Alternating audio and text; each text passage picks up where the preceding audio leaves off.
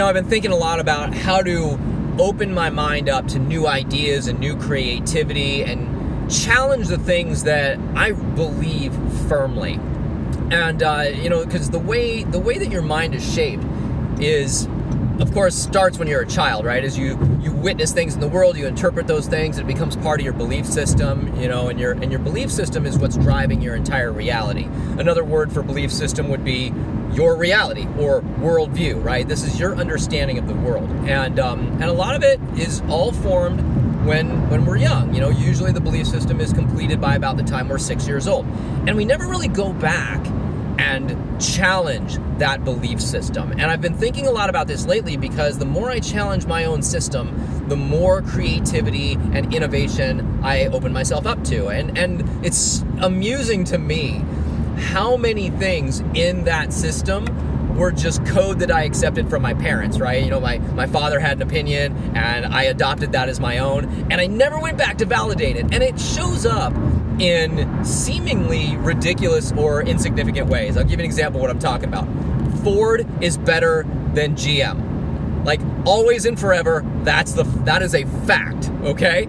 This is just a belief that I've been carrying for my entire life, and I've never really opened myself up to the idea that Chevy, GM might be better than Ford, right? So, and honestly, I'm not really interested in doing that. I still hold on to this, like I like Ford better.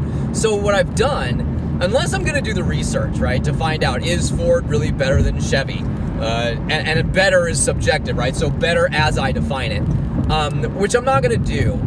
So I've found other ways to support what I'm saying. So one of them, for example, is that there are only 2 American car companies that have never accepted government handout, bailout, or anything like that. Tesla and Ford. Now, I like that. I like that when things went sideways and everything was a shit show, instead of accepting government bailout money or handouts, Ford bootstrapped it. They said, we're not going to do that. We're going to do our own thing.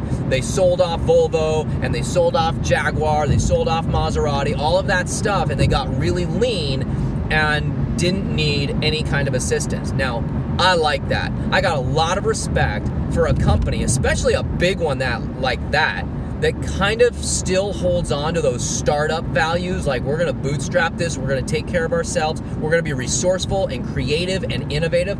Now, I like that, and I still recognize that this is one way that I'm supporting a pre-existing ideology that's in my belief system. Now, I don't know if GM is better than Ford or if Ford is better than GM. I do know that the way that they bootstrap that aligns with my value system, and so that's really cool for me. And maybe there's a way that I could challenge, like, well, maybe GM has done other things that Ford has that I will also like, right? So by suggesting that, hey, maybe there's some other things out there like that I would like, it could shift my perspective. And if nothing else, it's gonna change my thought process, it's gonna change my brain chemistry, it's gonna open myself up to new ideas.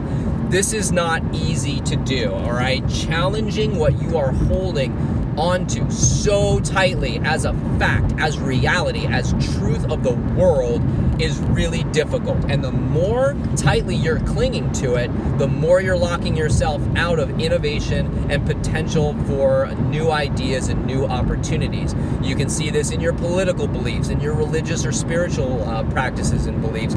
Like, again, look for those ways that I'm really holding on tightly to this. When somebody says something contrarian to what you hold as fact, and you get all emotional and lit up about it, that's a great opportunity to down-regulate, get yourself at a place of equanimity, and consider what the other person is saying, because you can open yourself to some great new ideas.